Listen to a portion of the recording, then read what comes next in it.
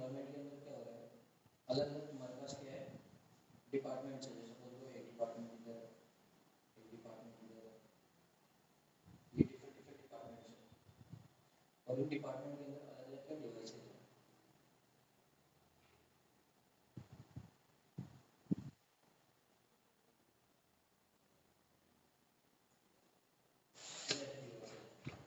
वही क्या आता है कि जैसे सपोज लो यहाँ पे ये जो सारे डिपार्टमेंट है, जैसे सपोज लो ये एचआर डिपार्टमेंट है, ठीक है, इधर सपोज लो ये तुम्हारा अकाउंट्स डिपार्टमेंट है और ये तुम्हारा नेटवर्क डिपार्टमेंट है, अलग डिपार्टमेंट्स हैं। अब सपोज लो तुम कंपनी के अंदर क्या होता है ना, बहुत सारे डिवाइसेज नई नई परचेज करते रहते हैं, ठीक है, नई नई डिवाइसेज आती रहती है, नई क्लाइंट की डिवाइसेज, जैसे तुमने एम्प्लॉय हायर किया तो उसको डिवाइस देनी है तो तुमने नई नई परचेज किया, ठीक है, या सपोज लो कंप्यूटर उसको लेना है तो इस ऐसे कंप्यूटर क्या होता है, बहुत सारे डिवाइसेज मार्केट में नई नई डिवाइसेज लॉन्च करनी पड़ती है, ठीक है। अब प्रॉब्लम क्या आती है कि जैसे सपोज लो एचआर है, एचआर वालों को तुमने जो डिवाइसेज दी उन डिवाइसेज में उतना ही काम होना चाहिए जितना एचआर का काम होता है, तो इसके लिए तुम ग्रुप पॉलिसी पे काम करते हो, ठीक है, तो ग्रुप बनाते हो, एचआर का ग्रुप बना दिया, उनको उतनी पॉलिसी दी जितनी पॉलिसी के अकॉर्डिंग उनका काम है, अकाउंट्स वालों को उतनी पॉलिसी दी जितनी पॉलिसी के अकॉर्डिंग उनका काम है, नेटवर्क वालों को उनके अकॉर्डिंग पॉलिसी दी। पर इसमें क्या होता है कि जैसे तुम नई नई डिवाइसेज परचेज करते हो, तो सपोज करो तुमने कंपनी के अंदर है ना अभी कोई ऐसा काम आ गया जिसकी वजह से तुम्हें कंपनी के अंदर 50 नई डिवाइसेज खरीदनी पड़ी, ठीक है, और 50 में से तुमने 10 एचआर को दे दी, 15 अकाउंट्स को दे दी, 25 ऐसे नेटवर्क को दे दी, ऐसे करके तुमने क्या किया, डिवाइड कर दी, डिवाइसेस दे दी। अब पॉइंट ये आता है कि जो डिवाइसेस कंपनी में तुम परचेज करते हो ना उनमें सब में सिमिलर ऑपरेटिंग सिस्टम होता है, ठीक है, लेकिन पॉइंट क्या आता है कि अपने को ऑपरेटिंग सिस्टम सिमिलर नहीं डालना, अपने को सबको अलग अलग ऑपरेटिंग सिस्टम देना है, तो इसीलिए कंपनी के अंदर ना ऐसी डिवाइस परचेज की जाती है जिनके अंदर ऑपरेटिंग सिस्टम पहले से इंस्टॉल नहीं होता है, ठीक है। वो अपन क्या करते हैं कंपनी के अंदर जब डिवाइस परचेज करते हैं, जैसे सिस्टम लगा दी मैंने, कंप्यूटर लगा दी, तो उसके अंदर अपन क्या करते हैं अपने अकॉर्डिंग ऑपरेटिंग सिस्टम को इंस्टॉल करते हैं। तो अब 50 डिवाइस है तो उसके लिए सपोज तुम्हें अलग अलग ऑपरेटिंग सिस्टम सब इंस्टॉल करना है, या हो सकता है 10 में सेंड करना हो, 15 में सेंड करना हो, 20 में सेंड करना हो, ऐसे हो सकता है, कोई भी सिचुएशन हो सकती है। तो उस केस में जितने भी ऑपरेटिंग सिस्टम तुम्हें इंस्टॉल करना है, जैसे सपोज तुम्हें 4 टाइप के अलग अलग ऑपरेटिंग सिस्टम इंस्टॉल करना है, 10 डिवाइस में सेंड करना है, 15 डिवाइस में सेंड करना है, 25 डिवाइस में सेंड करना है, 10 डिवाइस में और अलग करना है, तो ऐसे करके तुम्हें 4 अलग अलग टाइप के ऑपरेटिंग सिस्टम इंस्टॉल करना है। तुम चाहते हो कि एचआर वालों को विंडोज 10 पे काम करवाना है, जो अकाउंट्स वाले हैं उनको विंडोज 11 पे काम करवाना है, नेटवर्क वालों को तो लिनक्स पे काम करवाना है, तो ऐसे करके तुम्हें क्या करना है, अलग अलग ऑपरेटिंग सिस्टम चाहिए, ठीक है। तो जितना ऑपरेटिंग सिस्टम उतने तुम्हें क्या चाहिए, पेन ड्राइव, समझ में आया, बूट करना पड़ेगा तुम्हें पेन ड्राइव को, अलग अलग बूटेबल बनानी पड़ेगी, और बूटेबल बनाने के बाद जितने सिस्टम उनमें ज्यादा कि तुम्हें अलग अलग से क्या करना पड़ेगा, बूट करना पड़ेगा, ऑपरेटिंग सिस्टम को इंस्टॉल करना पड़ेगा डिवाइसेस के लिए, तो इतना टाइम नहीं होता है, ठीक है। तो उसके लिए तुम्हारे पास एक सर्विस आती है जिसको अपन बोलते हैं WDS, विंडोज डिप्लॉयमेंट सर्विसेज नाम होता है इसका, ठीक है।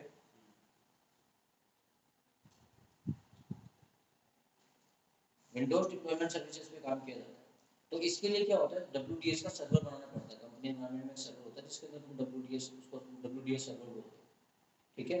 इस सर्वर में क्या होता है, इस सर्वर के थ्रू तुम क्या कर सकते हो, जितने भी तुम्हारे डिवाइस है, चाहे हजारों डिवाइस क्यों ना हो, उन सब में एक साथ नेटवर्क के थ्रू विंडो को बूट करवा सकते हो एक साथ, ठीक है, नेटवर्क के थ्रू। विंडोज जैसे कि 10 है तो 10 ही होगी,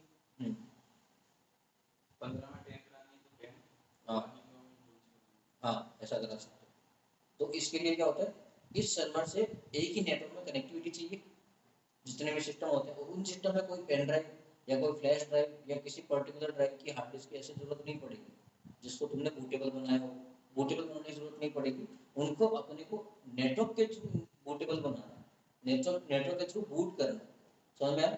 यानी क्या होगा, सिस्टम जो नेटवर्क के थ्रू बूट कब होंगे, जब वो उस पर्टिकुलर सर्वर के नेटवर्क में आएंगे, समझ में आया।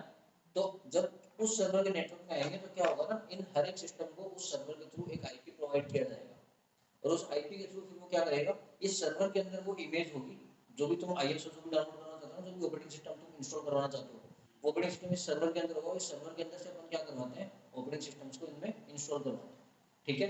तो अब पॉइंट ये आता है कि इनको आईपी मिलेगा कैसे, तो इसका मतलब ये होगा कि इस सर्वर में डीएचसीपी काम करेगा, क्योंकि ऑटोमेटिक आईपी देने का काम तो उसी का है, तो इसका मतलब डीएचसीपी क्या है, रिक्वायर्ड है डब्ल्यूडीएस के लिए, समझ में आया। उसके बाद इस सर्वर से जो आईपी मिला है तो इस सर्वर की इन्फॉर्मेशन उन सारे क्लाइंट मशीन्स के पास होगी। इन्फॉर्मेशन का मतलब सर्वर कौन सा डोमेन क्या है, तो अगर तुम्हें डोमेन नाम पता करवाना है तो उसका मतलब क्या होगा, इसमें डीएनएस भी रिक्वायर्ड होगा। अब हो सकता है डीएनएस डीएचसीपी अलग अलग सर्वर में उससे फर्क नहीं पड़ता है, वो सेम सर्वर भी हो सकते हैं, अलग अलग सर्वर भी हो सकते हैं, लेकिन जिस सर्वर में तुमने डब्ल्यूडीएस इंस्टॉल किया ना उस सर्वर में डीएचसीपी का होना जरूरी है, क्योंकि डीएचसीपी नहीं होगा तो ऑटोमेटिक आईपी प्रोवाइड नहीं होगा। ठीक है। अब एक बात बताओ, जिस सिस्टम में ऑपरेटिंग सिस्टम है ही नहीं, क्लाइंट्स के अंदर ऑपरेटिंग सिस्टम है ही नहीं, वो सिस्टम ऑटोमेटिकली आईपी कैसे लेगा? उसमें ऑपरेटिंग सिस्टम ही नहीं है, वो काम कैसे करेगा? समझ में आया? तो जब तुम इन सिस्टम्स को ऑन करते हो ना तो इनकी बायोस के अंदर, बूटिंग के अंदर जो बूट की सेटिंग्स होती है ना, उस बूट सेटिंग के अंदर एक ऑप्शन आता है जिसको तुम बोलते हैं पीएक्सई। ये ऑप्शन जो है ना, बिना ऑपरेटिंग सिस्टम के भी जो तुम्हारा जो क्लाइंट मशीन होता है उस मशीन से ना वो प्रोसेस करता है कि आईपी अपने को मिल जाए, आईपी ढूंढने का काम होता है इसका, पीएक्सी का। ठीक है। तो नेटवर्क के थ्रू अगर तुम्हें बूट करवाना है तो तुमने बूट ऑर्डर देखा होगा। बूट ऑर्डर क्या होता है, तुम हार्ड डिस्क से पहले तुम पेन ड्राइव से बूट करवाते हो तो बूट ऑर्डर तुम क्या सेट करते हो, पेन ड्राइव से बूट करना है मेरे को।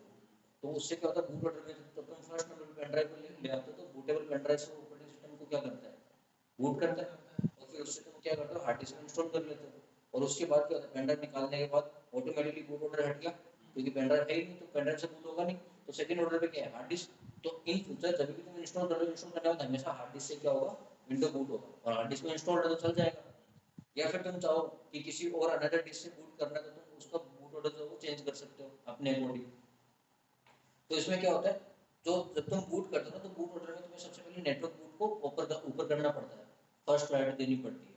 तो जब तुम नेटवर्क बूट को प्रायोरिटी देते हो तो एक पीएक्सी वाला सिस्टम चलता है, समझ में आया? तो पीएक्सी जैसे तुम चलाओगे ना, ये पीएक्सी क्या करेगा, बेसिकली ऑटोमेटिकली आईपी ढूंढने की कोशिश करेगा, और आईपी ढूंढने के बाद जो क्लाइंट मशीन्स हैं इनको आईपी दे देगा एक एक।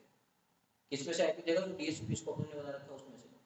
ठीक है। और वो आईपी देने के बाद यहाँ पे जो भी ऑपरेटिंग सिस्टम की इमेज तुमने रख रखी है वो इमेज को क्या करेगा, एक एक करके इन सब में ऑटोमेटिकली नेटवर्क के थ्रू इंस्टॉल करेगा। और नेटवर्क के थ्रू इंस्टॉल करने का बेनिफिट क्या होता है कि वो जो विंडोज है ना वो फास्ट इंस्टॉल होती है, ड्राइव से ज़्यादा स्पीड में इंस्टॉल होती है। ठीक है। तो ये जो है ये पूरा तुम्हारा क्या होता है, विंडोज डिप्लॉयमेंट सर्विसेज का काम होता है ऑपरेटिंग सिस्टम के अंदर। तो ये क्या होती है, इसके लिए मैंने पूरा एक नोट्स, पूरा एक वीडियो फाइल बना, वो वर्ड फाइल बना रखी है, उसको तुम देखोगे। एक साथ इंस्टॉल होती है या एक एक करके होती है? एक साथ, एक साथ। ठीक है। तो WDS क्या होता है, Windows deployment services. WDS is a server technology from Microsoft for network based installation, network के थ्रू जो इंस्टॉलेशन होता है उसके लिए, of Windows operating systems. WDS is used to deploy Microsoft Windows on multiple computers without the need of physical install to physical install the operating system using a CD or DVD on each machine। यानी CD या DVD को use करके या किसी pen drive को use करके या किसी भी फिजिकल डिस्क को यूज करके ऑपरेटिंग सिस्टम को इंस्टॉल करने की जरूरत नहीं पड़ती है। इसमें अपन डायरेक्टली किसके थ्रू करते हैं, नेटवर्क के थ्रू इंस्टॉल करते हैं। ठीक है। क्या बोल रहा है, this service was introduce with Windows server 2003 के साथ आई थी, 2003 से पहले सर्विस नहीं थी, और डेवलप हो गई है 2012 आठ के अकॉर्डिंग। उसके बाद हमारा अभी जो और भी बाकी के सर्वर सारे, जैसे आजकल इसकी रिक्वायरमेंट नहीं आती भी, क्लाउड पे चल रहा सारा सेटअप, इसलिए WDS की रिक्वायरमेंट आती नहीं है, क्लाउड पे बाय डिफॉल्ट पहले से रहता है। लेकिन फिर भी अगर तुम इसको समझोगे तो तुम्हें बेस पता चलेगा क्लाउड पे काम हो कैसे रहा है, अदरवाइज तुम इमेजेस को नहीं समझ पाओगे। इसके फीचर्स क्या होते हैं, नेटवर्क बेस्ड डिप्लॉयमेंट होता है, नेटवर्क के थ्रू तुम डिप्लॉयमेंट करवा सकते हो। मल्टीकास्ट ट्रांसमिशन, मल्टीकास्ट मतलब सपोर्ट मल्टीकास्ट डेटा, यानी मल्टीपल ऑपरेटिंग सिस्टम्स को तुम अलग अलग सिस्टम में क्या कर सकते हो, डाल सकते हो। The operating system image to multiple clients simultaneously, reducing network congestion। Network congestion का मतलब जो नेटवर्क हमारा बना हुआ है उस नेटवर्क के अंदर डिफरेंट डिफरेंट इमेजेस को क्या कर सकता है, मल्टीकास्ट ट्रांसमिशन को क्या कर सकता है, इनेबल कर सकता है और स्पीड अप करता है। मैंने कहा था ना कि तुम्हारा जो फिजिकल ड्राइव उससे ज़्यादा स्पीड में क्या करता है, नेटवर्क के थ्रू विंडोज को इंस्टॉल कर देता है। इंटीग्रेशन विद एक्टिव डायरेक्टरी, तुम चाहो तो एक्टिव डायरेक्टरी के साथ भी इसको यूज ले सकते हो। WDS can use active directory domain services to manage which computers can be installed with which operating system image.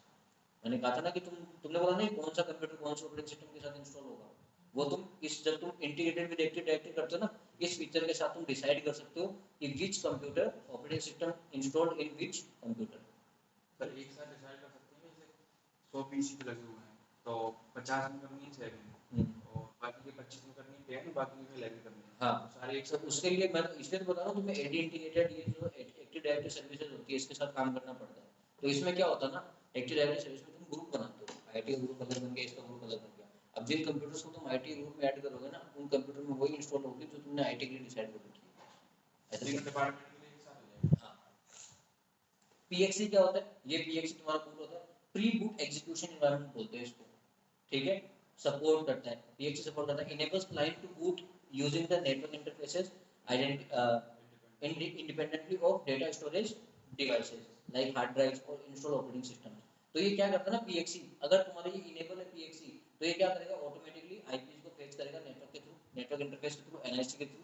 क्योंकि एनआईसी में जैसे तुम लैन कार्ड लगाओगे, लैन कार्ड लगा के वो उस सर्वर के नेटवर्क में आ जाएगा, और उसके बाद जो पीएक्सी वो अपना काम करेगा, तो उस सर्वर के नेटवर्क में जो भी स्कोप चल रहा है उस स्कोप में कौन सा आईपी चाहिए वो तुम्हारे डिवाइस को दे देगा उठा के, ठीक है। इमेज मैनेजमेंट होता है, WDS use windows image format विम files for flexible and manageable deployment. मतलब कि जो भी तुम्हें इमेज डालनी है ना, बेसिकली क्या होता है, इमेज जो होती है ना वो इमेज तुम्हारी फ्लेक्सिबल होती है, यानी कि जो ऑपरेटिंग सिस्टम की इमेज होती है ना उसमें दो इमेजेस होती है जो काम की होती है, दो फाइल होती है उनके अंदर, एक फाइल होती है install.vim और एक होता है boot.vim। जो ऑपरेटिंग सिस्टम इंस्टॉल करना है ना उसके लिए install.vim जो फाइल है वो काम आती है। तो जब तुम WDS को डिप्लॉय करोगे ना, WDS सर्वर बनाओगे, उस टाइम तुम्हें चूज करना पड़ता है कि इस ऑपरेटिंग सिस्टम की ये वाली फाइल मेरे को चाहिए install.vim।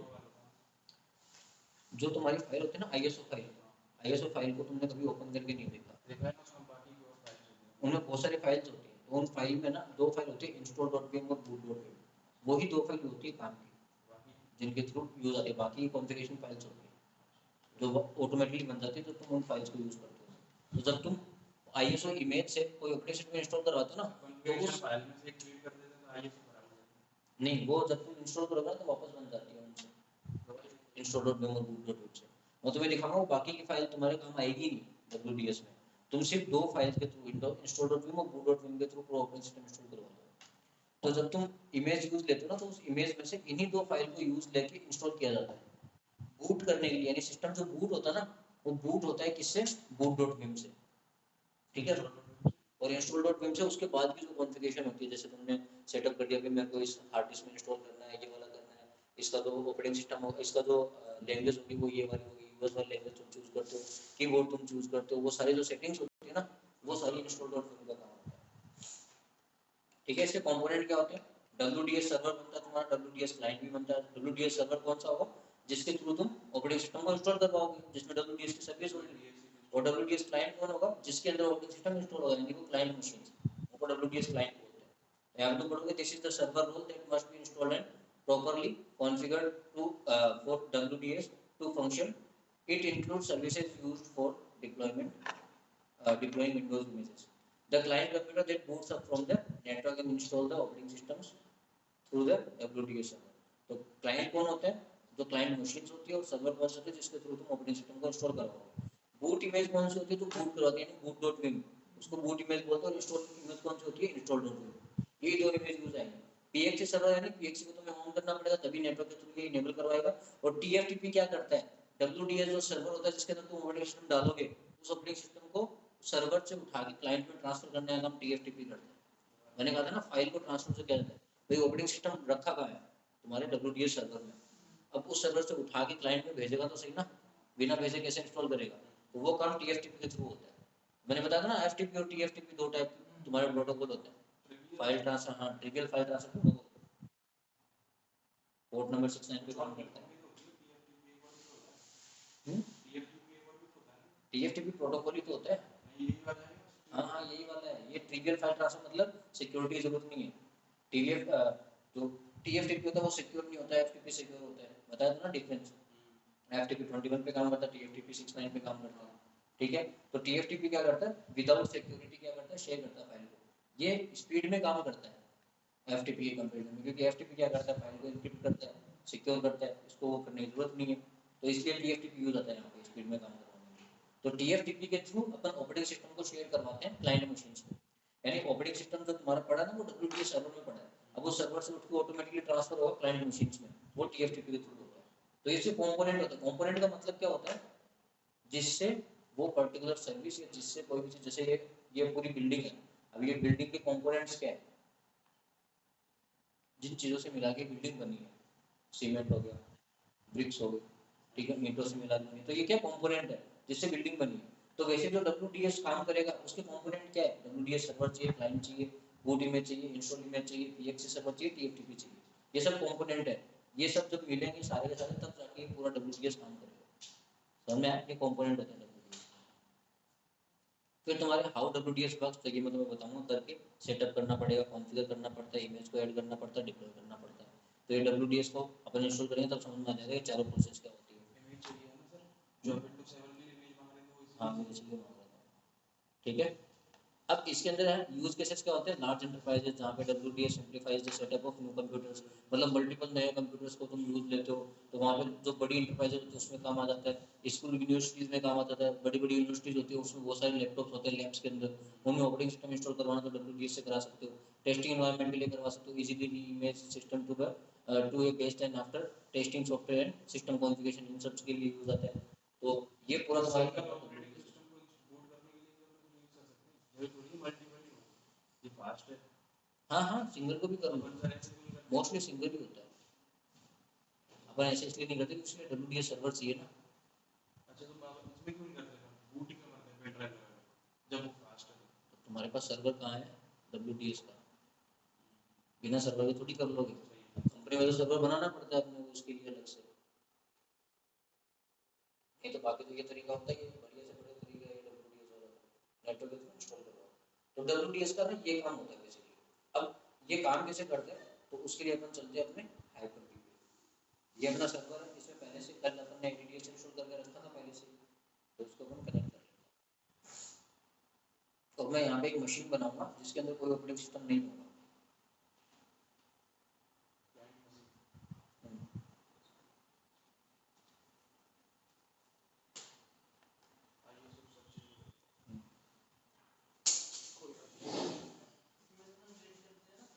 हाँ कर दिया। अब इसके लिए अपने को ISO इमेज चाहिए, तो ISO इमेज तुम कोई भी ले लो DVD फॉर्मेट वाली।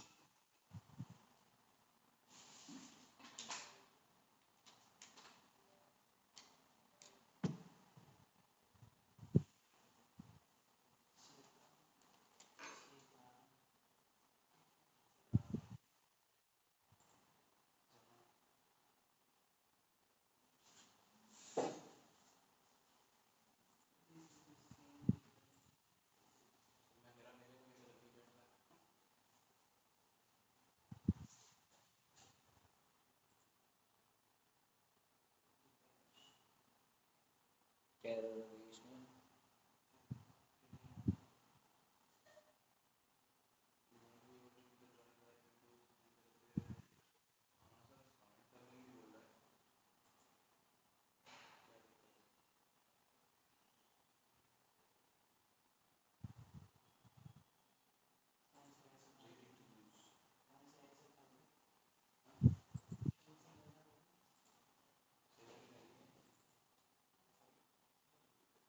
इधर इसमें ये भी ना सर,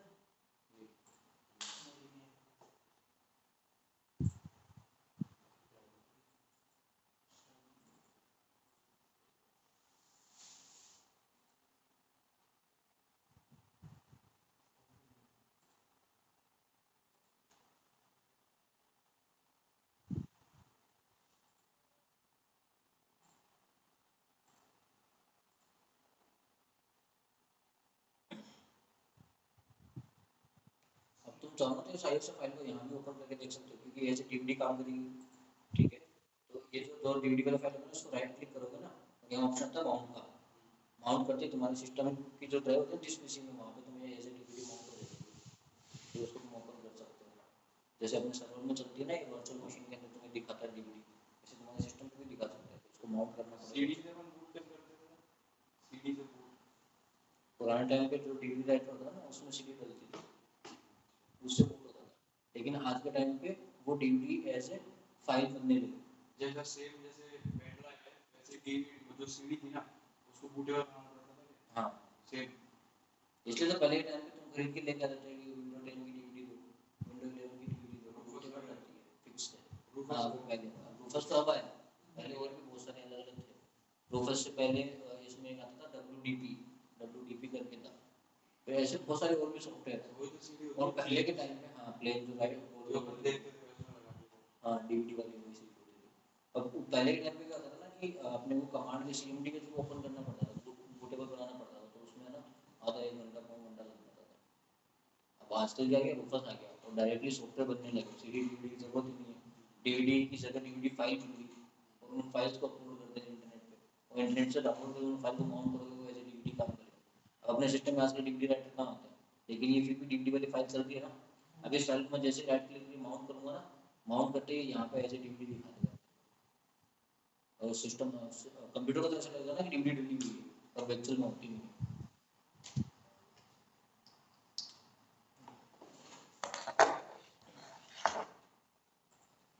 ठीक है। अब इसी डीवीडी को अपने को यूज लेना है इस सर्वर के अंदर, तो इस सर्वर के अंदर यूज कैसे लोगे?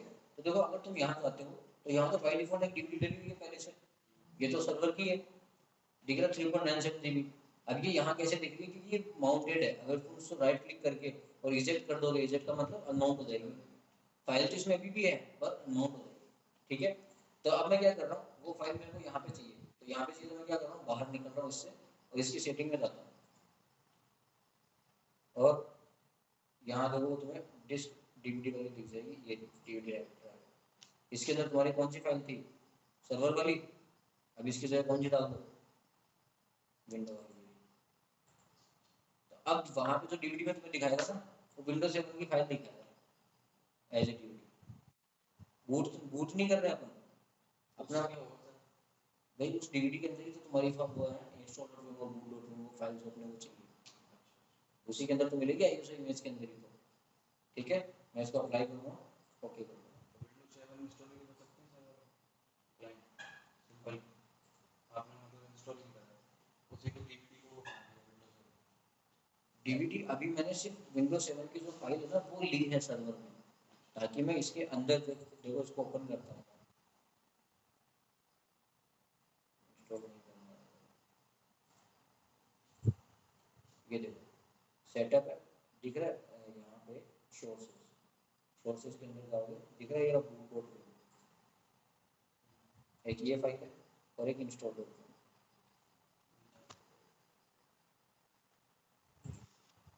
ये दो फाइल चाहिए अपने को। इसलिए मैंने डीवीडी वाली की क्या ली है, फाइल ली है सिर्फ सर्वर ऑपरेटिंग सिस्टम की, क्योंकि इसमें से अपने को वो इमेज उठानी पड़ेगी, वो फाइल उठानी पड़ेगी। ठीक है, अभी मैंने कुछ नहीं किया, कोई क्लाइंट मशीन नहीं बनाई, कोई इंस्टॉलेशन कुछ नहीं है, सिर्फ विंडोज 7 के लिए। क्योंकि अगर मैं वो सर्वर वाला डाल देता ना तो उनमें सर्वर इंस्टॉल हो जाता है, अपने को तो विंडोज 7 इंस्टॉल करके देखना है, इसलिए विंडोज 7 की फाइल चाहिए। अब तुम्हें इस सर्वर में क्या करना पड़ेगा, WDS के रोल को इंस्टॉल करना पड़ेगा।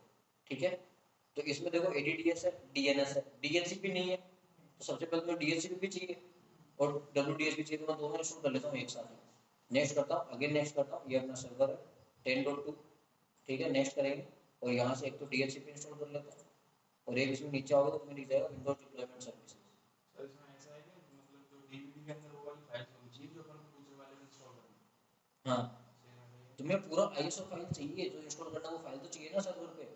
जैसे सर्वर से तुम्हें विंडो 10 इंस्टॉल करवाना है, क्लाइंट डॉट में इंस्टॉल डॉट में 8 में भी होती है 10 में भी होती है। हाँ सब में होती सब में है, होती सब है। में होती अपन 8 का लेंगे तो है, वो 8 इंस्टॉल करेगा, 7 का लोगे तो 7 इंस्टॉल करेगा। ठीक है, तो DHCP सब इंस्टॉल करेंगे और WDS एक साथ इंस्टॉल कर देते हैं। नेक्स्ट करेंगे, अगेन नेक्स्ट नेक्स्ट नेक्स्ट। इसमें दोनों तुम्हें टिक होने चाहिए, क्योंकि ये दोनों डिप्लॉयमेंट और ट्रांसपोर्ट सर्वर है।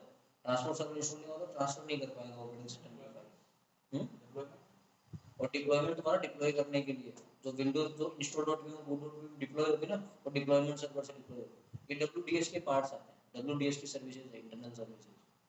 ठीक है, फिर नेक्स्ट करोगे, रीस्टार्ट करोगे और इसको इंस्टॉल कर दोगे।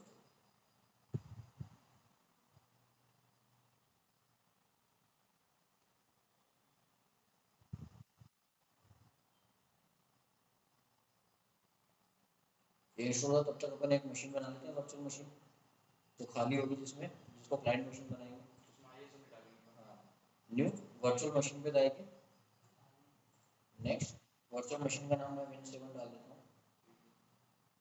ठीक है,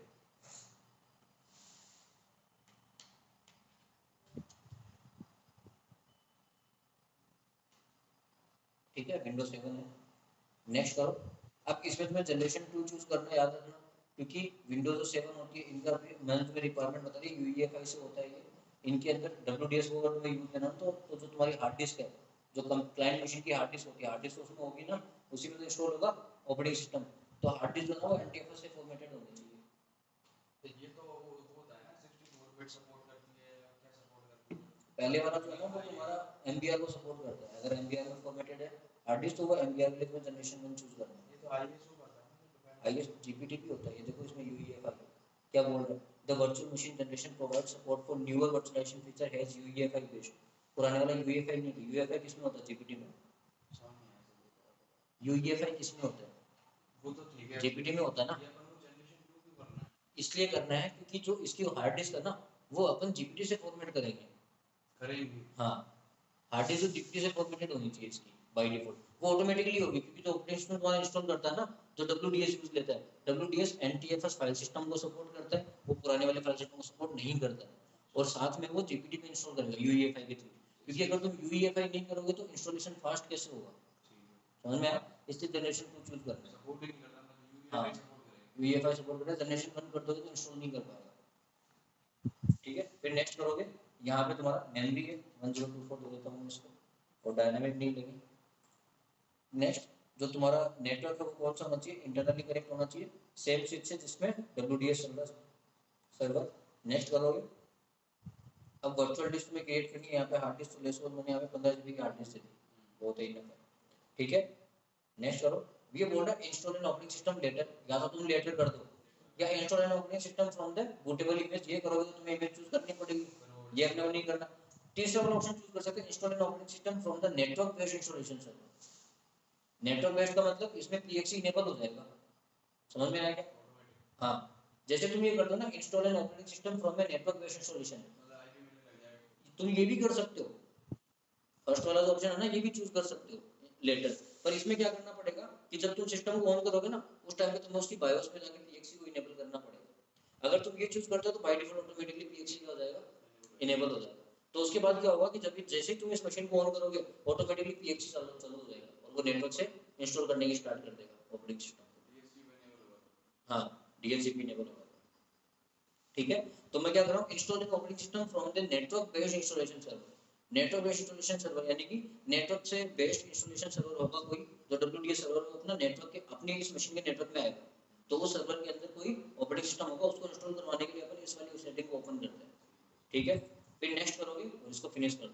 तो इसमें कोई ऑपरेटिंग सिस्टम नहीं डाला, कुछ नहीं डाला, ऑटोमेटिकली ये मशीन जैसे ही ओपन होगी, इसका देखो तुम सेटिंग में जाओगे और बूट ऑर्डर चेंज करोगे ना, ये फ्रॉमवेयर नेटवर्क एडिटर आ गया, internal boot order hard drive नहीं है, क्या है, नेटवर्क एडिटर इंटरनल, समझ में आया? अब मैं क्या करता हूँ, उस सर्वर के अंदर वापस चलते हैं, इंस्टॉल हो गया होगा,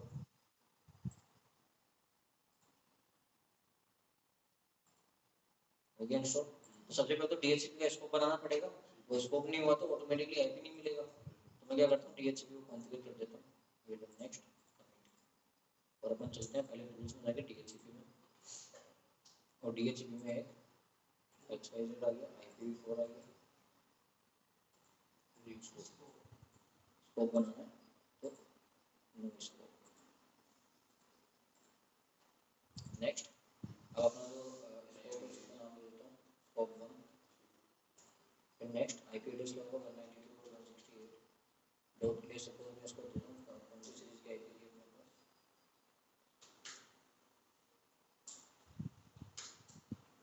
10.2 है ना, 10.50 से 10.100 कर देता हूँ,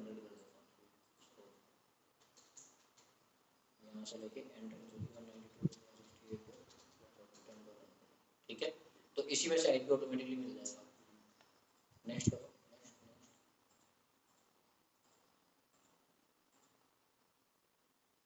ठीक है, ये बन गया तुम्हारा एड्रेस टू 10.50 से 10.100, लीजेस कुछ है नहीं, अभी कुछ हो रहा है नहीं। ठीक है, तो अब इस स्कोप में से ऑटोमेटिकली वो क्या ले लेगा, आईपी ले लेगा। चलो, अब अपन क्या करते हैं, डब्ल्यूडीएस इंस्टॉल किया, तो डब्ल्यूडीएस तुम याद हो चाहो तो टूल्स में जाके विंडोज डिप्लॉयमेंट सर्विसेज तुम्हें दिख जाएगा यहाँ पे, ये रहा, या फिर तुम सर्च भी कर सकते हो यहाँ पे जाके। ठीक है, विंडोज में जाओगे, यहाँ पे डिप्लॉयमेंट सर्च करोगे तो यहाँ पे क्या जाएगा, विंडोज डिप्लॉयमेंट सर्विसेज। ठीक ठीक है, इसको ऑन कर लो और इसके अंदर तुम्हें मिल जाएगा तुम्हारा WDS का कॉन्फ़िगरेशन। अब तुम्हें WDS सर्वर इसको बनाना है, तो WDS सर्वर बनाने के लिए इस WDS सेटअप पे काम करना पड़ेगा, विंडोज डिप्लॉयमेंट सर्विसेज।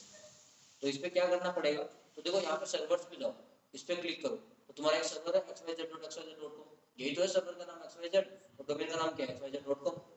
ठीक है, इसको एक्सपेंड करो, तो देखो इसमें अभी कुछ है नहीं, तो तुम्हें क्या करना है, इसको कॉन्फ़िगर करना पड़ेगा, क्योंकि इसमें कॉन्फ़िगर नहीं है, क्या मतलब Windows deployment services enable you to deploy Windows operating systems over the network, और ये कॉन्फ़िगर नहीं है, तो तुम इस पे राइट क्लिक करके इसको क्या कर दो, कॉन्फ़िगर सर्वर।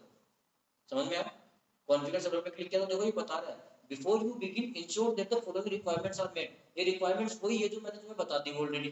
कौन कौन सी है, this server is a member of an active directory domain services domain और a domain controller for an ADDS domain, क्योंकि इसमें एडीडीएस इंस्टॉल है ना, इसलिए बता रहा है।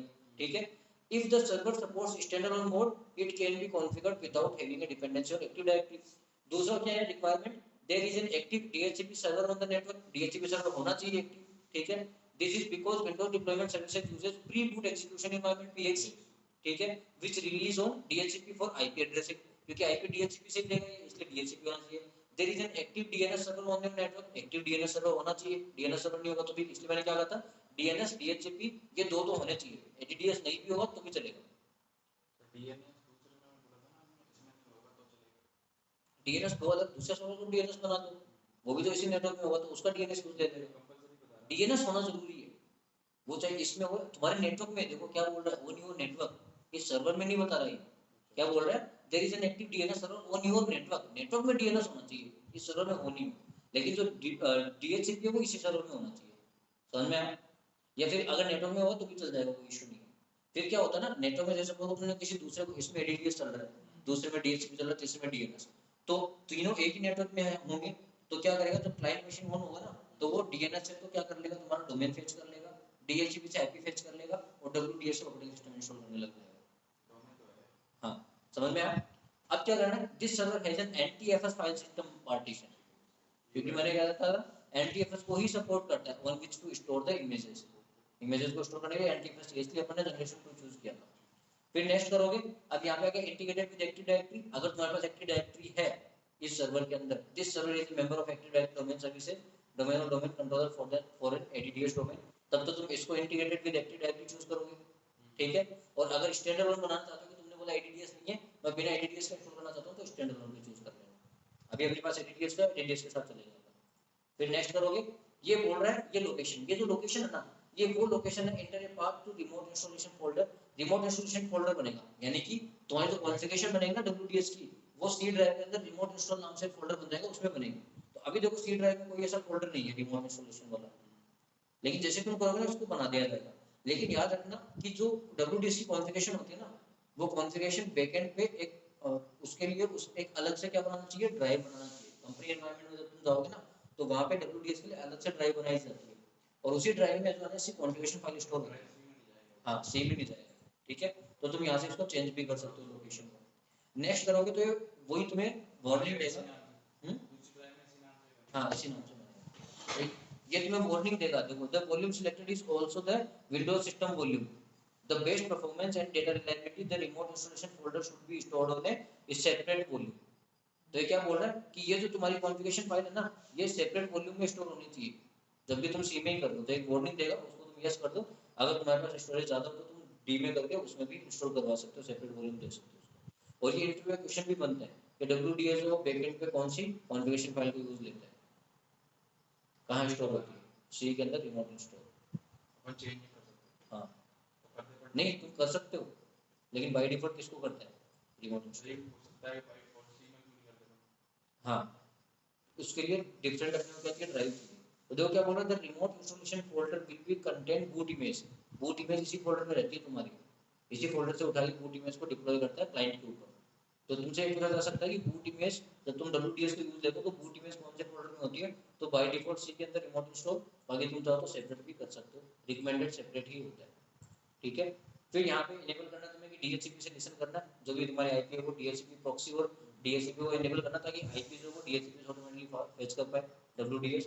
नेक्स्ट करोगे, ये बोल रहा है PXE server initial setting, PXE की सेटिंग्स क्या होगी, तो देखो क्या बोल रहा है, do not respond to any client computer, यानी किसी भी क्लाइंट कंप्यूटर को रिस्पॉन्स नहीं करना, यानी कि जब पीएक्सी जाता है, पीएक्सी से जब तुम्हारे पास रिक्वेस्ट आएगी डब्ल्यूडीएस पे, तो ये क्या ऑप्शन दे रहा है कि किसी भी क्लाइंट को तुम्हें डायरेक्टली नहीं देना। एक तो ये ऑप्शन है। दूसरा ऑप्शन है क्या, respond only to known clients. तो नॉन क्लाइंट्स का मतलब ऐसे सिस्टम्स जो नॉन है। अब नॉन कैसे होंगे, जब वो तुम्हारे डोमेन में ज्वाइन। तो इससे क्या होगा ना, अब इसका प्रॉब्लम क्या है, तुम तो नए कंप्यूटर भी लेके आते हो, तो वो डोमेन में ज्वाइन थोड़ी है, तो क्या उन पे नहीं होगा। तो उन पे करने के लिए फिर तुम्हें तीसरा ऑप्शन चूज करना पड़ता है, respond to all clients computers, known और अननोन जो भी है सबको रिस्पॉन्ड करो। समझ में आया। अब इसमें ये ऑप्शन आता है रिक्वायर्ड एडमिनिस्ट्रेटर अप्रूवल। जैसे सपोज करो कल को तुम सबको रिस्पॉन्ड कर लो, कोई ऐसा सिस्टम आ गया जो तुम्हारी कंपनी का नहीं है, वो भी रिस्पॉन्ड ले लेगा फिर तो तुमसे। समझ में आया। तो इसके लिए ये सिक्योरिटी लगा रहा है कि एडमिनिस्ट्रेटर की जो तुम्हारी क्रेडेंशियल वो रिक्वायर्ड होगी। जब भी तुम सिस्टम के अंदर इंस्टॉल करोगे ना, तो तुमसे पूछेगा आईडी पासवर्ड बताओ। समझ में आया। तो उसके लिए तुम इस पर क्लिक कर सकते हो, और या फिर तुम चाहो तो इस डिवाइस इसको बाद में भी इनेबल कर सकते हो सेटिंग्स में जाके। अभी नहीं कर रहे हो, सपोज अभी नहीं किया, इंस्टॉल कर दिया, तो बाद में करना तो बाद में भी कर सकते हो। तो क्या बोल रहा है, require administrative approval for unknown computers. Unknown computer जो होंगे ना, उनके लिए एडमिनिस्ट्रेटर का अप्रूवल चाहिएगा। तो तुम इस क्लिक कर दो। सर इसको बाद में कर देना, बाद में। हाँ बाद में कर दो, बाद में मैं चेंज करके दिखा दूंगा। तो क्या है, कॉन्फ़िगर कर रहा है विंडोज डिप्लॉयमेंट सर्विसेज को। The server did not respond to the start and controls requested timely fashion. यानी कि क्या बोल रहा है कि अभी कॉन्फ़िगर तो हो गया, लेकिन अभी सर्वर स्टार्ट नहीं हुआ। ये देखो यहाँ पे ब्लैक साइन आ रहा है, ये ब्लैक साइन का मतलब सर्वर स्टार्ट नहीं हुआ इस सर्विस को एक्टिव करने के लिए। तुम चाहो तो इस पे राइट क्लिक करके प्रॉपर्टीज में जाओगे ना इसकी, ये रहा प्रॉपर्टीज। ये देखो यहाँ पे पीएक्सी रिस्पांस, ये रहा, वो सारे ऑप्शंस मिल जाएंगे तुम्हें। समझ में आया। अच्छा यहाँ से कर सकते हैं। हाँ यहाँ से कर सकते हो। वो ऑटोमेटिकली हो गया, यहाँ से थोड़ी किया था मैंने, कॉन्फ़िगर करके टाइम टिक किया था।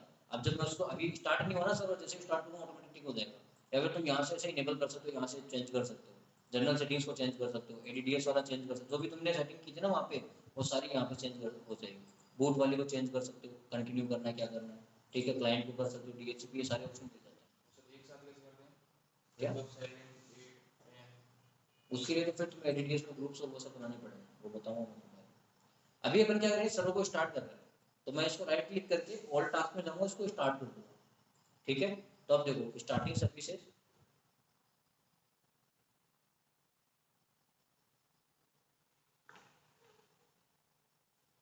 और ये successfully started Windows deployment services. देखो यहाँ से वो साइन हट गया, ग्रीन कलर का। स्टार्ट करने पे हटेगा साइन। हाँ स्टार्ट नहीं करोगे स्टॉप, अगर वो साइड जो ब्लैक वाला साइन है वो स्टॉप का है, मतलब सर्विस स्टॉप है। सर्विस को स्टार्ट करना है तो यहाँ पे राइट क्लिक करके स्टार्ट कर दो सर्विस। अब देखो उसमें बहुत सारे फोल्डर बन गए, install image, boot image, pending devices, multicast, transmission, drivers. ये सारे फोल्डर्स किसके हैं, इंस्टॉल इमेज में तुम्हारा ग्रुप बनता है जिसके अंदर वो सारी इंस्टॉल इमेजेस होंगे जो ऑपरेटिंग सिस्टम तुम्हें इंस्टॉल करना है, उनकी सबकी install.vim वाली जो फाइल है ना, वो यहाँ स्टोर होगी। बूट डॉट इमेज में बूट डॉट विम वाली फाइल स्टोर होगी। अभी तक तो अपन ने जो डीवीडी बनाई है उसका कोई काम नहीं आया। नहीं अभी तो कोई काम नहीं। इंस्टॉल डॉट इमेज में इंस्टॉल डॉट विम वाली फाइल होगी, बूट डॉट इमेज में बूट इमेज में बूट डॉट विम वाली फाइल होगी। पेंडिंग डिवाइसेस में क्या होगा कि जब तुम्हारा क्लाइंट जो है वो जब एक्टिवेशन करेगा ना, स्टार्ट करेगा इंस्टॉल करना, तो मैंने तुम्हें बताया था कि एडमिनिस्ट्रेटर के प्रिविलेज मांगेंगे, अप्रूवल चाहिएगा। तो तुम वहां पे क्या करोगे, वो डालोगे उसके अंदर आईडी पासवर्ड, और वो जो उसकी जो रिक्वेस्ट है ना वो यहाँ आगे स्टोर हो जाएगी पेंडिंग डिवाइस में। तो जब तुम यहाँ पे इनेबल करोगे ना, यस करोगे या ओके करोगे, तब जाके वो इंस्टॉल करना स्टार्ट करेगा। तो पेंडिंग डिवाइस में अप्रूवल होगा। ठीक है, तो there are no pending devices that need your approval. ठीक है, मल्टीकास्ट ट्रांसमिशन में तुम्हारा ट्रांसमिशन स्टार्ट होगा, जो भी ट्रांसमिशन होना है, यानी कि जो तुम्हारा इंस्टॉल डॉट विम और बूट डॉट विम है ना, वो ट्रांसफर जो होगा ना, तो वो यहाँ पे तुम्हें शो कर देगा उसकी इन्फॉर्मेशन मल्टीकास्ट ट्रांसमिशन में। जो इंस्टॉल हो गए। हाँ, और ड्राइवर्स के अंदर क्या होगा, मैंने तुम्हें बताया था कि सिस्टम के अंदर ड्राइवर होते हैं हार्डवेयर वाले, जो भी ड्राइवर इंस्टॉल हो गए ना उसके, क्योंकि ऑपरेटिंग सिस्टम तो तुमने इंस्टॉल करवा दिया इमेज डॉट उससे install.vim और boot.vim से। ड्राइवर कैसे करोगे, तो ड्राइवर की भी एक सॉफ्टवेयर फाइल होती है, वो मैं तुम्हें बताता हूँ। इंस्टॉल तुम सिस्टम इंटरनेट से उठा के यहाँ पे रख सकते हो, वो फाइल ड्राइवर की फाइल, फिर उस फाइल से वो सिस्टम में ड्राइवर इंस्टॉल करेगा। समझ में आया। तो अभी ऑल पैकेजेस आ रहे हैं यहाँ पे, all packages, driver info, driver group, ये सब आ रहा है।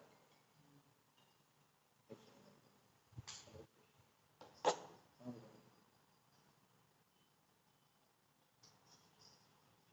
हाँ, वो कूपन मेरे को परचेज करना पड़ेगा। वो मैंने तुम्हें बताया था ना, यहाँ की टोटल कितनी वाली 10। नहीं नहीं, हाँ किसी और को तुम्हें कुछ नहीं है ना, वो वेबसाइट पे नहीं डाल रहा। इधर ही करना है, मैं इधर से अपन परचेज करिए वो कूपन तुम्हें दूंगा, तो उस टाइम पे वो फीस की तो कूपन लगाना है।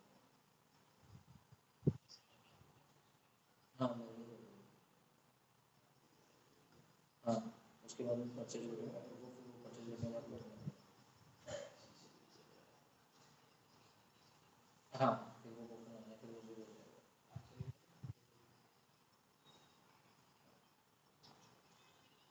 हाँ फिर वो उसी में कर देना।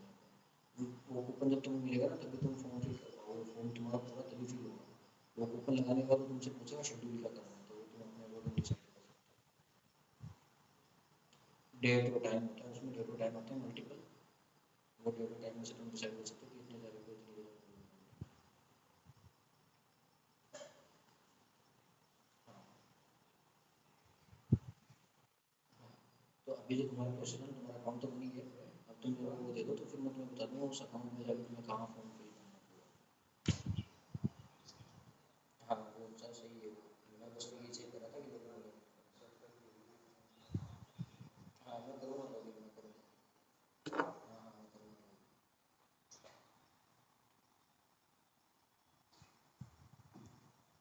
ठीक है तो अब तुम्हें क्या करना है, यहाँ पे इंस्टॉल डॉट इमेज में जाना है। अब इसमें वो इमेज रखनी पड़ेगी अपने को, विंडोज 7 इंस्टॉल करवा रहे हैं अपन अपनी क्लाइंट मशीन में जो ड्राइवर भी बता देगा। हाँ ड्राइवर तो रखेंगे अपन, वो मैं तुम्हें बताऊंगा बाद में कहाँ से इंटरनेट से तुम डाउनलोड कर सकते हो ड्राइवर की फाइल में, जैसे इमेज की फाइल मिल जाती है ना आईएसओ की फाइल, वैसे ड्राइवर की फाइल्स होती है, वो फाइल उठा के तुम यहाँ रख दोगे तो उस फाइल में से ड्राइवर इंस्टॉल होना स्टार्ट हो जाएगा। अभी जो है ना बाई डिफॉल्ट जो तुम्हारी इंस्टॉल डॉट विम और ग्रुप डॉट विम होती है ना उनमें भी कुछ ड्राइवर्स होते हैं, तो बाई डिफॉल्ट तो वो इंस्टॉल हो जाएंगे, उनके अलावा एक्स्ट्रा ड्राइवर्स तुम्हें चाहिए तो उसके लिए यहाँ पे तुम्हें ड्राइवर वाली फाइल रखनी पड़ेगी।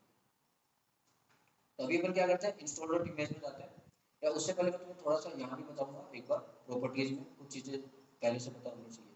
तो जनरल में तुम्हें एक तो px जनरल में तुम्हें इन्फॉर्मेशन मिल जाएगा कि सर्वर नोड ये है और रिमोट इंस्टॉलेशन ड्राइव तुम्हारा ये है, इस लोकेशन में होगा और ये तुम्हारा कंप्यूटर का नाम है।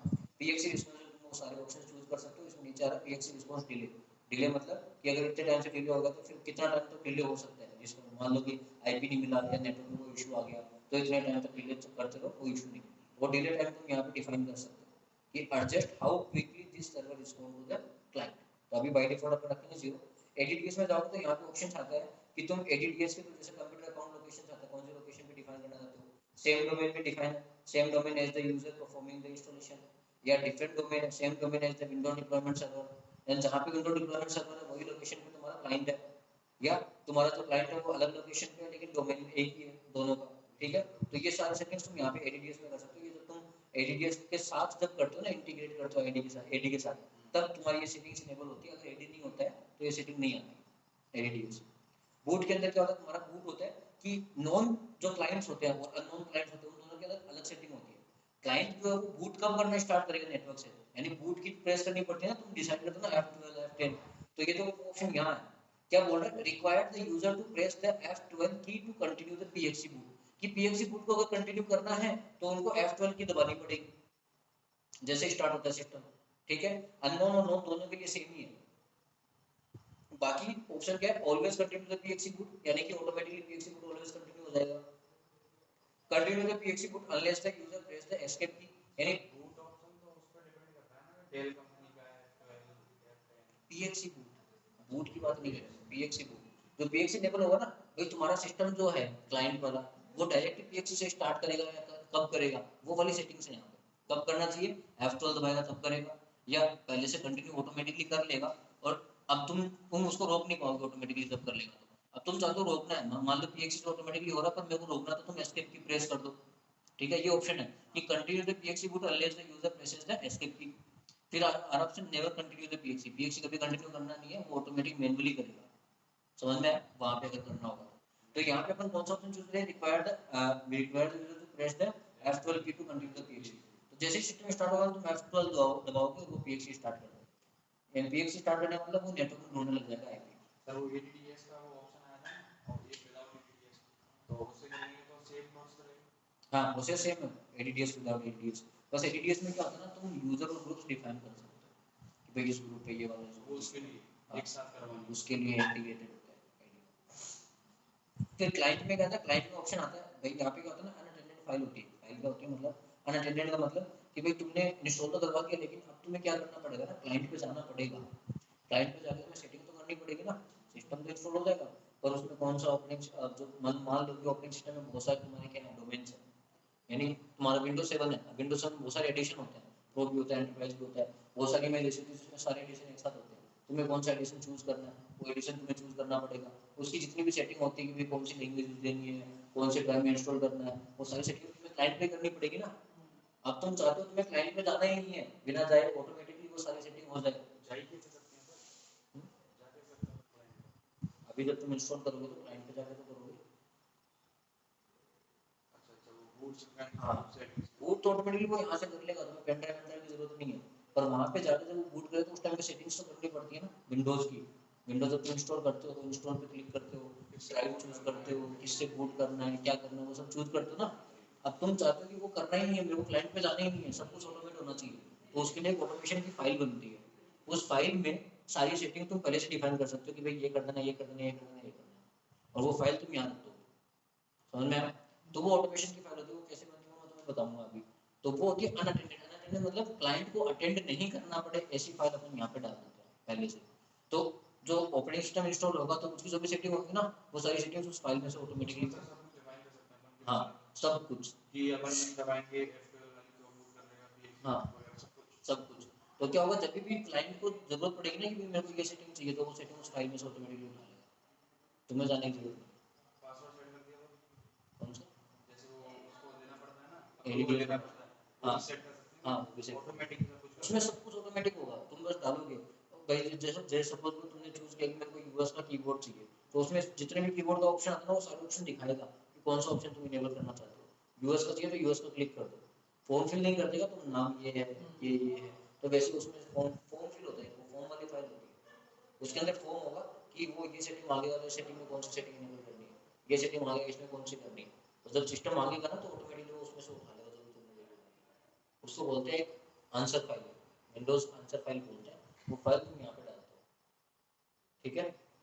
डीएचसीपी में तुम ऑप्शन इनेबल कर सकते हो, डीएचसीपी का तो मांगा था ना उसने उस टाइम पे, वो वाला ऑप्शन तुम यहाँ पे चूज कर सकते हो। बाकी मल्टीकास्ट, एडवांस, नेटवर्क, एफटीपी, ये सारी सेटिंग्स होती है इसके अंदर, ये तुम कर सकते हो। अभी अपने क्या करना, इंस्टॉल इमेज के अंदर वो इमेज डालनी है, तो राइट क्लिक करके ऐड इंस्टॉल इमेज, ठीक है। लेकिन इंस्टॉल इमेज ऐड करने के लिए तुम्हें क्या करना पड़ेगा, ग्रुप बनाना पड़ेगा, इमेज ग्रुप, क्योंकि मल्टीपल इमेज भी हो सकती है। तो यहाँ पे नाम आ गया तुम्हारा इमेज ग्रुप 1। नेक्स्ट करोगे, ये बोल रहा है लोकेशन बताओ, यानी enter the location of the Windows image file that contains the image to add. कौन सी इमेज ऐड करनी है, ब्राउज करो दिस पीसी, किसमें है ये। इसको राइट क्लिक करके क्या करो, ओपन करो। ओपन करने के बाद सोर्सेज में जाओ, और यहाँ पे तो मिल जाएगा इंस्टॉल। जिसमें इंस्टॉलर इंस्टॉल इमेजेस में इंस्टॉल डॉट विम आएगा, ओपन किया, नेक्स्ट किया। अब देखो इसमें 4 ऑपरेटिंग सिस्टम, मैंने कहा था ना हर एक इमेज में मल्टीपल अलग अलग ऑपरेटिंग सिस्टम होते हैं। तो इसमें home, home premium, professional, ultimate. अब तुम चारों ऑप्शन अगर टिक करते हो, तो जब वो इंस्टॉल करेगा ना, वहाँ पे वो तुमसे पूछेगा कौन सा वाला इंस्टॉल करना है, और तुम चाहते हो कि मुझे तो एक ही इंस्टॉल करवाना है, तो ये चार ऑप्शन दो ही मत, 1 2 3 मैं ये हटा देता हूँ। अब सिर्फ कौन सी इंस्टॉल होगी ऑटोमेटिकली, चारों चूज करोगे तो वो वहाँ पे पूछेगा कि 4 ऑपरेटिंग सिस्टम है, तुम्हें कौन सा वाला एडिशन। सामने वाले क्लाइंट हाँ, क्लाइंट को पूछेगा। समझ में आया पॉइंट, ठीक है। क्योंकि इस इमेज में 4 तुम्हारे क्या है, अलग अलग ऑपरेटिंग सिस्टम है, तो इनमें से तुम कोई भी चूज कर सकते हो। नेक्स्ट किया, अभी अपन जो चूज करें वो विंडोज 7 अल्टीमेट है। नेक्स्ट करोगे और अगेन नेक्स्ट, ये तुम्हारा पूरा डिस्क्रिप्शन है, और इसको क्या कर दोगे, इसलिए तो विंडोज 7 पे दूसरा वाला था ना मेरे पास, तो चारों में से कैसे कर देंगे इंस्टॉल। विंडोज 7 जो तुम्हारी डीवीडी फाइल है ना, उसमें चारों एडिशन है, एक एडिशन नहीं है। तुम कभी भी उसको ना पेन ड्राइव से बूट करके इंस्टॉल करके देखना, वो पूछेगा तुमसे कौन सी तो इंस्टॉल फिर अलग करनी अलग ऑप्शन क्यों आता है, फाइल से डाउनलोड करने के लिए विंडोज 7 प्रीमियम करनी है, अल्टीमेट करनी है, प्रोफेशनल करनी है। है। वो अलग आता है ना, एक इमेज ऐसी भी होती है जिसके अंदर सारे एडिशंस मिलते अपनी हैं। तो एक अल्टीमेट थी ना। नहीं, ऐसा किसने बोला, अगर अल्टीमेट होती तो इसमें 4 ऑप्शन कहाँ से आते। चार ऑप्शन भी आते हैं आगे से, तो फिर अलग अलग क्यों होती है जब एक ही में चार आ सकते हैं। भाई देखो, वो उनका उसको अपलोड करने का तरीका है। बहुत सारे लोग होते हैं जो सिर्फ इमेज में, तुम्हारी क्या होता है एक्चुअल में जो इमेज अपलोड होती है तुम्हें इंटरनेट में होती है, वो बेसिक इमेज नहीं होती है, वो क्लोन इमेज होती है, ठीक है। अब तुमने डायरेक्टली डाउनलोड किया होगा विंडोज से, वो माइक्रोसॉफ्ट की साइट से। माइक्रोसॉफ्ट क्लोन नहीं देता है, माइक्रोसॉफ्ट जो तुम्हें ऑपरेटिंग सिस्टम देगा ना, तुम किसी अनदर वेबसाइट पे जाके करोगे ना इंस्टॉल, तो तुम्हें पर्टिकुलर इंस्टॉलेशन की फाइल मिलेगी, लेकिन अगर तुम माइक्रोसॉफ्ट से करते हो तो वो तुम्हें बहुत सारी एडिशन एक साथ देता है, एक ही फाइल पे। एक ही फाइल में। तो इसमें से चारों में इसलिए वो चार ऑप्शन आ रहे हैं, अगर नहीं होते तो एक ही ऑप्शन आता है। हाँ, फिर एक ही ऑप्शन आता है, फाइल में है इसलिए वो आ रहे हैं, नहीं होते तो नहीं आते।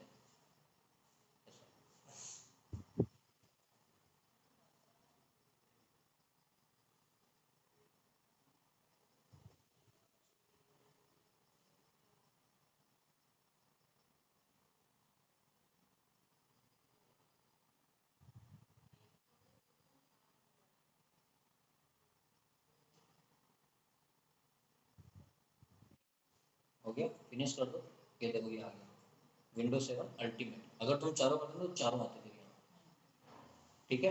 ये देखो ठीक है, साइज क्या है इसकी, समझ में आया, चारों करते तो चारों आते थे।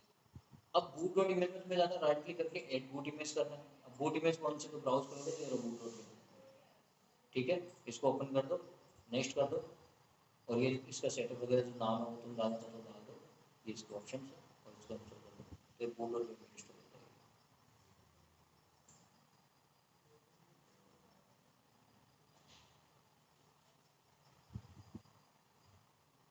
हो गया दोनों।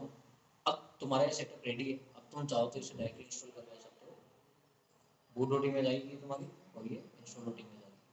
अब तुम क्या करोगे, उस मशीन को जब ऑफ करो, ऑन करोगे ना इसको, विंडोज 7 वाली को कनेक्ट करो, स्टार्ट करो,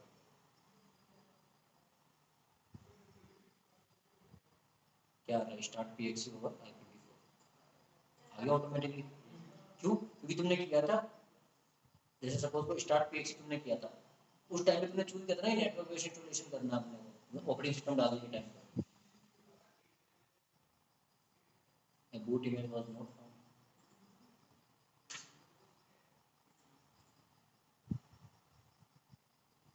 बूट इमेज नहीं मिली,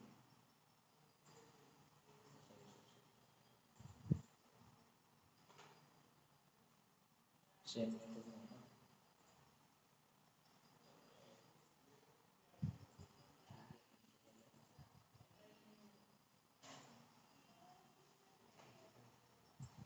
आईएस रखी हुई खराब हो जाती है, जैसे आईएस इंस्टॉल कर रही है बनने में, तो कुछ टाइम बाद काम नहीं करती। नहीं ऐसा कोई जरूरी नहीं है, जो तुमने इमेज डाउनलोड करी है वो सही होनी चाहिए। नहीं सर, डाउनलोड कर ली, स्टार्टिंग में तो वो आईएस मतलब अच्छी थी, अब ये दिक्कत आ रही है। फिर तो इमेज में इशू होता है, पहले तो नहीं था सर, उस समय वो कोई भी तुम्हारा करप्ट होने के चांसेस होते हैं अपने सिस्टम के लिए, करप्ट किसी भी वजह से हो सकता है। अच्छा यही दिक्कत आ रही थी तुम्हारे उस टाइम पे, इसी इमेज में आ रही थी ना, फिर तो इमेज में गड़बड़ है। नहीं सर, वो उसकी डिलीट कर दी मैंने अपने में से दी है इमेज, और मैंने इसी में से डाउनलोड कर रखा है क्लाइंट। हाँ यार,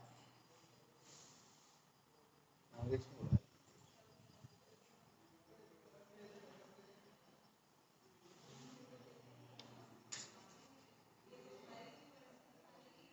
स्टार्ट करो पीएचसी से, लेकिन इसको बूट इमेज नहीं मिल रही भाई, जैसे हम लोग इमेज अपनी दूसरी रखनी पड़ेगी,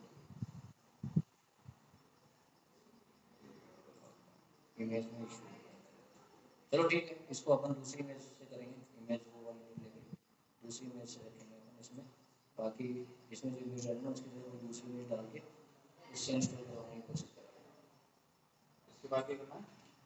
बस वो ऑटोमेटिक इंस्टॉल कर लेगा, बस पीएचसी स्टार्ट होगा ना वहाँ पे, वो ऑटोमेटिकली बूट डॉट वो इसको तो ढूंढ रहा है, इस वाली इमेज को तो ढूंढ रहा है, और इसमें कोई ना कोई गड़बड़ है, उसको नहीं मिल पा रही है प्रॉपर्ली, तो अपन यहाँ पे जैसे ही चेंज कर देंगे वो इसको ढूंढेगा, ढूंढते ही बूट करना स्टार्ट करेगा और फिर इंस्टॉल करना स्टार्ट करेगा डायरेक्ट।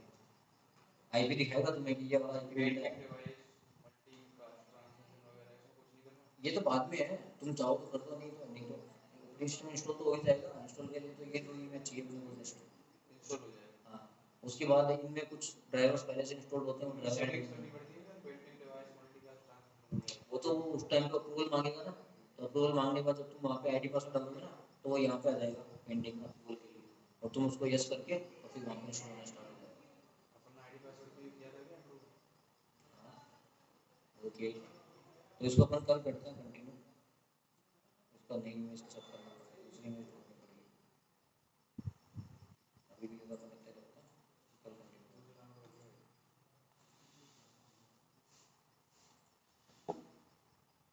क्लास का टाइम चेंज करना होगा फिर। एग्जाम आ गया मैं बताया था। कब से एग्जाम? मैं चल जाऊँगा कल 11 से। कल